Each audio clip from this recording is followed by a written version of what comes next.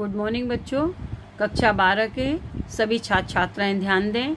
मैं आपकी विषय अध्यापिका श्रीमती मंजू गुप्ता आपको आपकी हिंदी पुस्तक का पहला गद्य खंड का पहला पाठ राष्ट्र का स्वरूप, जिसके लेखक हैं डॉक्टर वासुदेव अग्रवाल, पढ़ा रही थी। पहला अंश राष्ट्र के स्वरूप का भूमि पढ़ा रही थी, उसी के आगे का भाग पढ़ा रही हूँ, जिससे आप ध्यान से सुने, समझें और फिर पूछे गए प्रश्नों के उत्तर कॉपी में लिखें। धरती माता की कोख में जो अमूल्य निधियां भरी हैं, जिनके कारण वह वसुंधरा कहलाती है, उससे कौन परिचित नहीं होना चाहेगा। लेखक कहता है कि धरती माता की कोख में अर्थात धरती के गर्भ में असीम मात्रा में मूल्यवान खजाना पड़ा हुआ है। अमूल्य, अमूल्य मान जिसका कोई मूल्य ना हो, उसका कोई मूल्य ना हो, अमूल्य है, उसको कहते हैं मूल्यवान। असीम मूल्यवान खजाना पड़ा है, जिसके कारण ये पृथ्वी वसुंधरा कहलाती है। वसु माने होता है रत्न, धरा माने धारण करने वाली।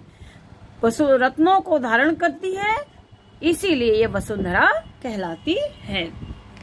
उससे कौन परिचित नहीं होना चाहेगा। लेखक कहता है कि धरती की गोद में जो असीम मात्रा में मूल्यवान खजाना भरा हुआ है, उस मूल्यवान वस्तुओं का को बारे में, उन अनेक प्रकार के मूल्यवान रत्नों के बारे में कौन परिचित नहीं होना चाहेगा, क्योंकि यही तथ्य राष्ट्रीय भावना, यही तथ्य हमें राष्ट्रीय भावना से जोड़ता है।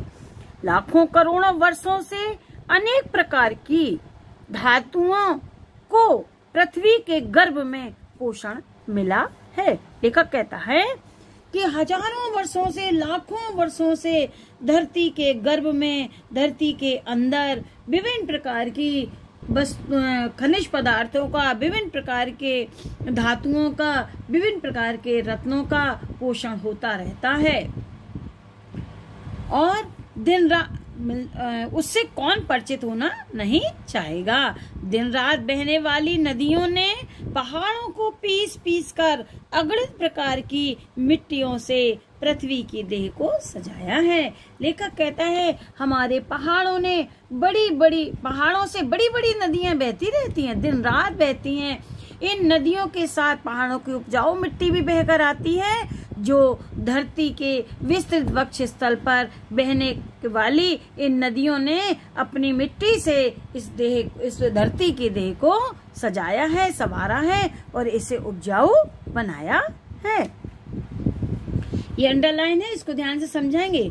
हमारे भावी आर्थिक अभ्युदय के लिए इन सब की जांच पड़ताल अत्यंत आवश्यक है। लेखक कहता है हमारे भावी माने आने वाले समय के में आर्थिक विकास की दृष्टि से इन तत्वों का परीक्षण अत्यंत आवश्यक है। उसमें कौन है? धरती की गोद में जन्म लेने वाले जड़ पत्थर कुशल शिल्पियों से सवारे जाने पर अत्यंत सौंदर्य के प्रतीक बन जाते हैं। लेखक कहता है कि इन्हीं जो धरती के अंदर जो विभिन्न प्रकार के पत्थर हैं, जब ये पत्थर, चेतनाहीन पत्थर निकालकर कुशल मूर्तिकार जब अनेक प्रकार की मूर्तियां उससे बनाता है, अनेक प्रकार की वस्तुएं बनाकर उनमें प्राण फूंक देता है, इस प्रकार शिल्पियों के स्पर्श को पाकर ये पत्थर सौंदर्य के प्रतीक बन जाते हैं। नाना भांति के अनगढ़ नग विंध्य की नदियों के प्रवाह में सूर्य की धूप में चिलकते रहते हैं। लेखक कहता है विंध्य पर्वत से निकलने वाली नदियों की धारा में अनेक प्रकार के चिकने पत्थर चमकदार जब सूर्य की धूप में चमकते रहते हैं। आगे देखिए,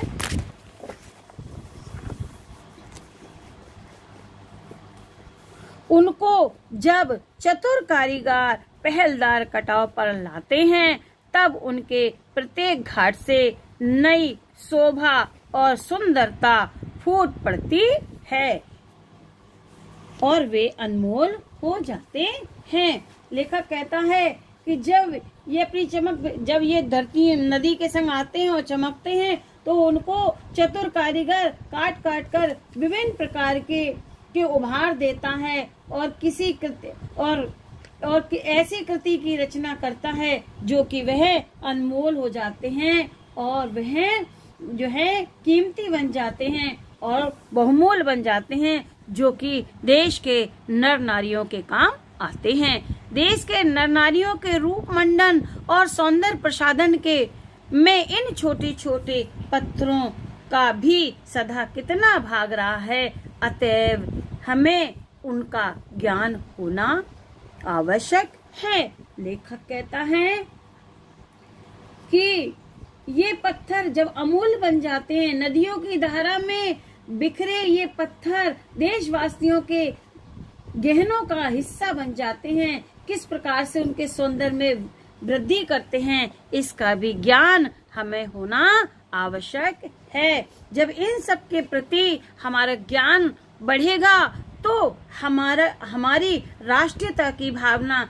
पल्लवित होगी और भूमि के प्रति हमारा लगाव होगा और हमारा आकर्षण भी होगा, जिससे कि जो है हमारी राष्ट्रीयता की भावना जन्म लेगी, समृद्ध होगी। बच्चों, आज यहीं तक हम पढ़ा रहे हैं। इसके से कुछ क्वेश्चन आंसर पूछ रहे हैं जिसे आपको करना है, जो इस प्रकार है। पहला है गद्यांश के पाठ और लेखक का नाम लिखिए।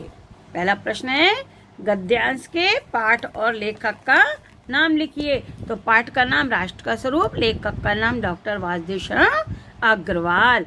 दूसरा प्रश्न है रेखांकित अंश की व्याख्या कीजिए। मैंने आपको जो समझाई है उसको आपको करना है। तीसरा प्रश्न है हमारे आर्थिक अभ्युदय के लिए किसकी जांच पड़ताल आवश्यक है। लेखक कहता है कि हमारे आर्थिक अभ्युदय के लिए हमें धरती के गर्भ में मिलने वाली विभिन्न प्रकार की धातुओं का ज्ञान होना आवश्यक है। उसकी कोख में जो अमूल्य निधियां भरी हैं जिससे उनका ज्ञान हो, और पृथ्वी की देह को सजाने वाली अनेक प्रकार की मिट्टियां का भी हमको सही प्रकार से ज्ञान होना चाहिए कि वे किस किस दृष्टि से उपयोगी हैं। अगला प्रश्न है गद्यांश में राष्ट्र निर्माण के लिए किस प्रथम तत्व के महत्व को दर्शाया गया है। उत्तर है गद्यांश में राष्ट्र निर्माण के लिए भूमि नामक प्रथम तत्व के महत्व को दर्शाया गया है। पांचवा प्रश्न है धरती को वसुंधरा क्यों कहा जाता है। उत्तर लिखेंगे वसु माने रत्न, धरा माने धारण करती है। ये धरती अपने गर्भ में विभिन्न प्रकार के रत्नों को धारण करती है, इसीलिए वसुंधरा कहा जाता है। पांचवा प्रश्न है पृथ्वी की देह को किसने और किससे सजाया। पृथ्वी की देह को नदियों ने अपने द्वारा लाई हुई मिट्टी से, नदियों ने अपने द्वारा लाई हुई मिट्टी से पृथ्वी की देह को सजाया है। बच्चों, इन प्रश्नों के उत्तर आप अपनी कॉपी में कर लेंगे। आगे का भाग कल पढ़ाऊंगी। Thank you.